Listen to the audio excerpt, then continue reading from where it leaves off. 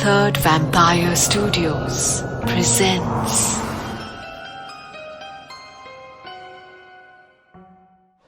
मुंबई के महात्मा ज्योतिबा फुले मार्केट यानी Crawford market में सबसे बढ़िया ताज़े फल और सब्जियां मिलती हैं।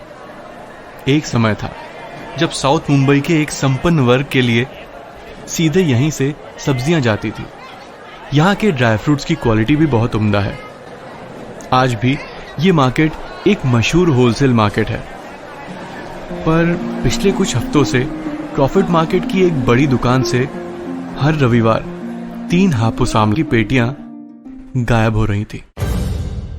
उस दुकान का नाम था पाटिल ट्रेडर्स और वो क्रॉफर्ड मार्केट की सबसे पुरानी और प्रतिष्ठित दुकानों में से एक थी।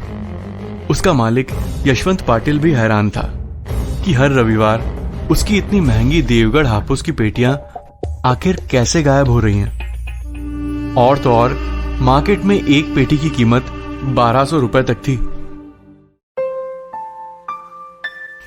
You are watching a Third Vampire Studios production. दरअसल बात यह थी कि कुछ हफ्तों पहले साउथ मुंबई में ही रहने वाले एक युवा की मौत हो गई थी। उसका नाम प्रशांत सोलंकी था और वो कालबा देवी में अपने माता पिता के साथ रहता था। पर उसकी मौत समंदर के बीच में तब हुई जब वो एक ऑयल रिग पर काम करते हुए डीप सी डाइविंग कर रहा था। उसके डाइविंग इक्विपमेंट में एक खतरनाक डिफेक्ट निकला, जिस वजह से उसकी समंदर के अंदर ही मौत हो गई। वो अपने माँ बाप का इकलौता बेटा था। उसके माँ बाप को शादी के बहुत सालों बाद बच्चा हुआ था और अब उसी बच्चे के साथ ये हादसा हो गया था। प्रशांत सोलंकी की मां को हापुस आम बहुत पसंद थे और जब भी गर्मी का मौसम आता, प्रशांत खास उनके लिए क्रॉफर्ड मार्केट से सबसे बेहतरीन हापुस आम लाता। सब लोग प्रशांत सोलंकी की मां को इसीलिए भी चिढ़ाते क्योंकि कई साल पहले प्रशांत ने अपनी पहली पगार से अपने माँ बाप के लिए मिठाई नहीं बल्कि हापुस आम लिए थे। क्योंकि वो डीप सी डाइविंग जैसा खतरनाक काम करता था, इसीलिए उसे पैसे भी ज्यादा मिलते थे और घर में पैसों की कोई कमी नहीं थी। और तो और उम्र के साथ साथ बुजुर्गों को ज्यादातर फल चबाने में दिक्कत होती है, इसलिए प्रशांत की माँ हमेशा हापुस आम का बेसब्री से इंतजार करती और उनके आने पर बड़े चाव से वो आम खाती। प्रशांत सोलंकी मरने के बाद भी अपने माँ बाप के लिए सबसे बढ़िया हापुस आम लाता और उनके दरवाजे के बाहर घंटी बजाकर छोड़ देता। Hit like and subscribe to our YouTube channel. You will, won't you? Third Vampire Studios presents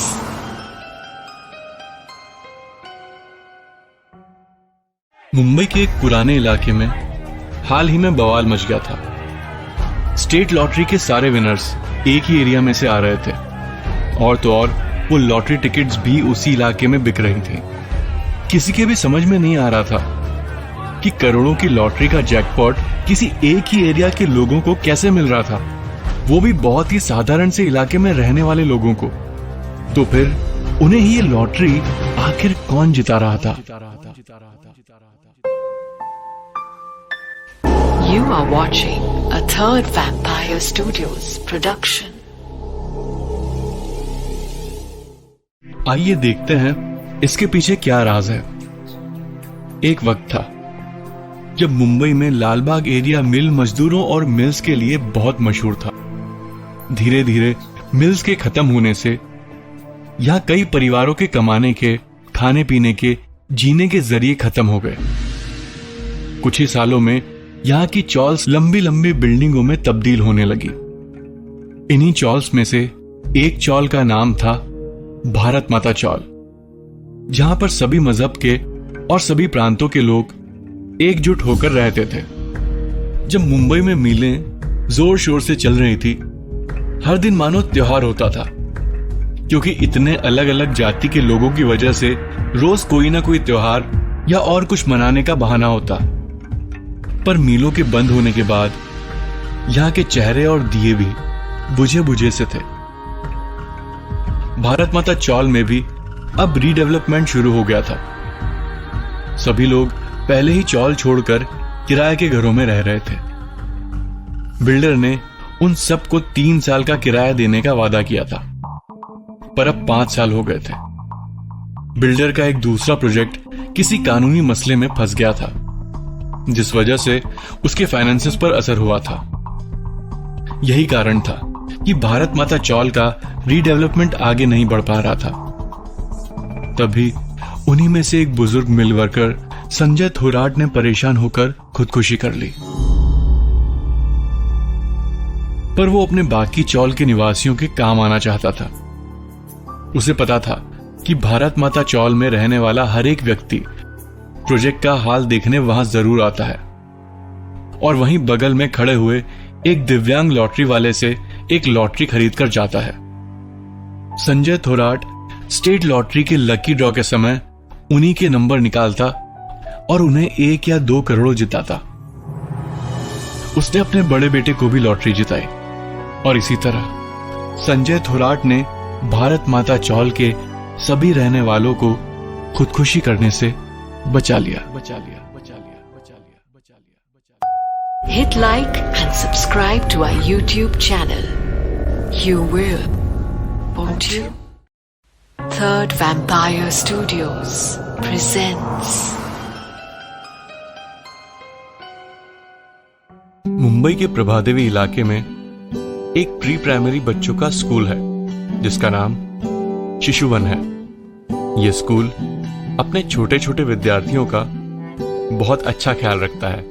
इनके माँ बाप को भी कोई फिक्र नहीं होती थी, क्योंकि यहाँ के प्रिंसिपल और टीचर्स बहुत उम्दा हैं। पर हाल ही में कई सारे पालकों को स्कूल ने एक बहुत ही अजीब और गहरी सोच में डाल दिया था। बरसात का मौसम शुरू हो गया था, और जब भी ये माँ बाप अपने छोटे छोटे बच्चों को लेकर स्कूल के गेट पर छोड़ते, तभी उन्हें चिंता होती, क्योंकि स्कूल छोटा था। सुबह के वक्त माँ बाप को स्कूल के अंदर आना मना था। उन्हें बच्चों को स्कूल के गेट पर छोड़ना था, जहां से बच्चों को गेट से बस 30 फीट दूर की स्कूल बिल्डिंग की तरफ जाना था। गर्मी और ठंड के मौसम में तो ठीक था, मगर बरसात के वक्त माँ बाप को कभी कभी ये छोटा सा फासला भी बहुत ज्यादा लगता। पर अचरज की बात यह थी कि उन बच्चों के बाल या कपड़े कभी भी गीले नहीं होते।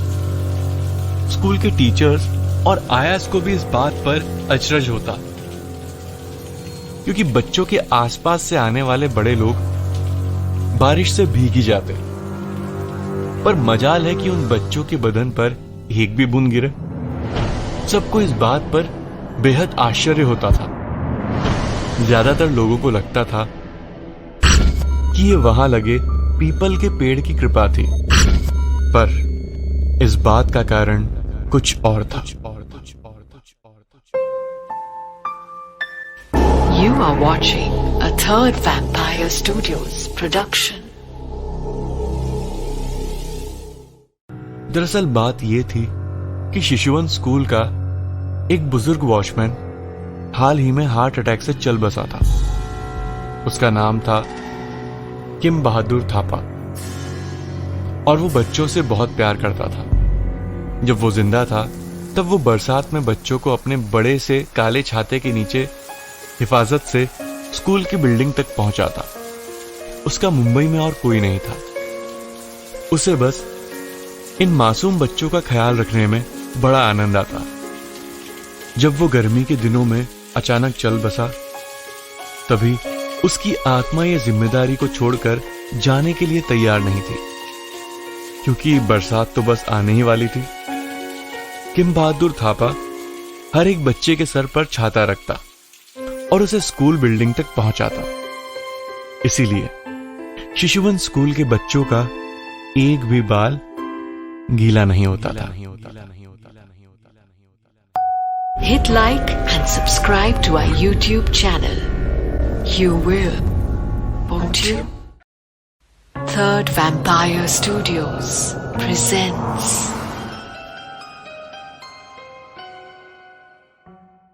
मुंबई की महालक्ष्मी रेसकोर्स के पास एक शानदार लंबी बिल्डिंग है, जहां से आपको समंदर का खूबसूरत नजारा भी दिखता है।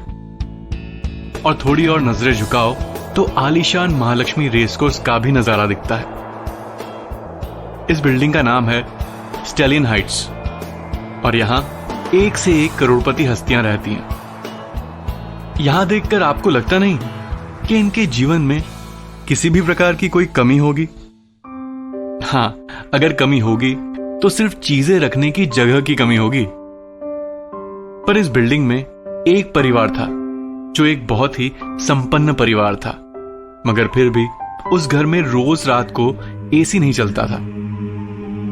वो घर था मोंटी ग्रेवाल का, जिसकी खुद की बहुत बड़ी टायर्स की फैक्ट्री थी।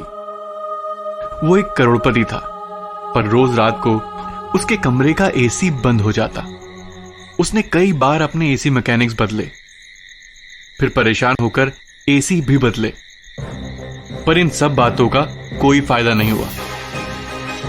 रोज रात को उसके कमरे का एसी बंद होता और वो पसीने से लथपथ होकर अपने बिस्तर में करवटें बदलता रहता। You are watching a Third Vampire Studios production. दरअसल बात यह थी कि कुछ हफ्तों पहले मोंटी ग्रेवाल अपने माता पिता से मिलने उनके वर्ली वाले फ्लैट में गया था।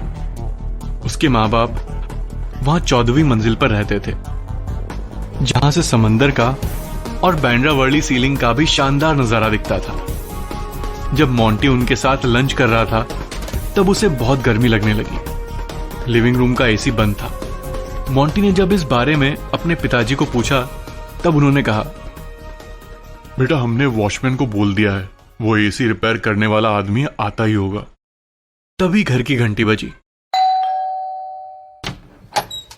एक दुबला पतला आदमी अपना टूल किट लेकर घर के अंदर आया। मोंटी के पिताजी ने उसे बताया कि उनके लिविंग रूम का एसी चल नहीं रहा है और उसके हाथ में एसी का रिमोट देकर उसे एसी ठीक करने की दरख्वास्त की। जब उस मैकेनिक ने, जिसका नाम फिरोज था, सारी टेस्टिंग कर ली तब उसने कहा, साहब, आपके एसी यूनिट में प्रॉब्लम है, उसे खोलकर देखना होगा। मैं अपने पार्टनर को बुला लेता हूं और आधे घंटे में आपके पास आ जाता हूं। ठीक है सर। अभी वहां बैठे मोंटी ने कहा, अरे एसी यूनिट तुम ही खोलकर चेक कर लो भाई, उसी लिए तो तुम्हें यहां बुलाया है। इस पर फिरोज ने बड़े अदब से कहा, सर वो काम जरा नाजुक है, मुझे उसके साथ खिड़की के बाहर चढ़कर पैरापेट पर खड़े होकर एसी खोलकर सब चेक करना होगा। क्यों, तुम अकेले नहीं कर सकते ये काम? नहीं सर, मेरा पार्टनर ये वाला काम करता है और हम दोनों साथ में काम करते हैं तो जोखिम भी जरा कम हो जाता है। इतने में मोंटी ग्रेवाल के पिताजी ने कहा, अच्छा, आप कोई बात नहीं फिरोज, तुम झटपट अपने पार्टनर को लेकर आना, भाई बहुत गर्मी हो रही है। जी सर, मैं आधे घंटे में उसे लेकर आता हूं। ये सब सुनकर मोंटी ग्रेवाल भड़क गया। फिरोज, यहां गर्मी से जान निकल रही है, मेरा पूरा सूट पसीना पसीना हो गया है, मुझे इसके बाद मीटिंग में जाना है। फिरोज बेचारा मोंटी की बातें चुपचाप सुनता रहा। मोंटी ने अपनी बात जारी रखी, तुम अभी के अभी एसी ठीक करो, मैं कुछ नहीं जानता। फिरोज ने सहमी हुई आवाज में कहा, अरे साहब, इतनी ऊंचाई से मुझे नीचे देखने में चक्कर आ जाते हैं, इसलिए ये काम मेरा पार्टनर करता है, वो भी सेफ्टी हार्नेस लगाकर। मोंटी ने तब उसे गुस्से से देखा। तुम इस काम के कितने पैसे लेने वाले हो? जी वो एसी यूनिट खोलने के बाद ही पता चलेगा। हम आमतौर पर 2 से 4,000 के बीच में काम हो जाता है सर। और हम तो ठीक है, ये एसी अभी के अभी ठीक कर दो और मुझसे 10,000 ले लो, वरना काम भूल जाओ। फिरोज बेचारा वहां कुछ पल के लिए यूं ही खड़ा रहा। उसे 2 दिन से एसी या वॉशिंग मशीन रिपेयर का कोई भी कॉल नहीं आया था और अब वो इस काम को खोना नहीं चाहता था। वो उन लंबी फ्रेंच विंडोज के उस पार चढ़ गया और पैरापेट पर रखे हुए एसी यूनिट को खोलकर काम करने लगा। उसे काम करते करते करीब 5 मिनट हुए थे, तभी वो खड़ा होने लगा और अचानक से उसके हाथों से उसका स्क्रू ड्राइवर गिर गया। उसे पकड़ने के लिए फिरोज ने एक कदम पीछे लिया, पर पीछे तो सिर्फ 14वीं मंजिल पर चलने वाली हवा थी। फिरोज चीखता हुआ नीचे गिर गया और वहीं ढेर हो गया। पर उसकी रूह मोंटी ग्रेवाल को कभी माफ नहीं कर सकी। इसीलिए जब मुंबई में मई का महीना आया, तब फिरोज रोज रात को मोंटी ग्रेवाल के स्टैलियन हाइट्स के घर में जाता और उसका एसी बंद कर देता। मोंटी ग्रेवाल और उसकी पत्नी को तो कमरे में और कोई भी दिखाई नहीं देता था, पर फिरोज एसी बार बार बंद करके वहीं बैठा होता है और रोज उस अरबपति मोंटी ग्रेवाल को तड़पते हुए अपने ही पसीने में लथपथ होकर सोना पड़ता है। Hit like and subscribe to our YouTube channel. You will, won't you?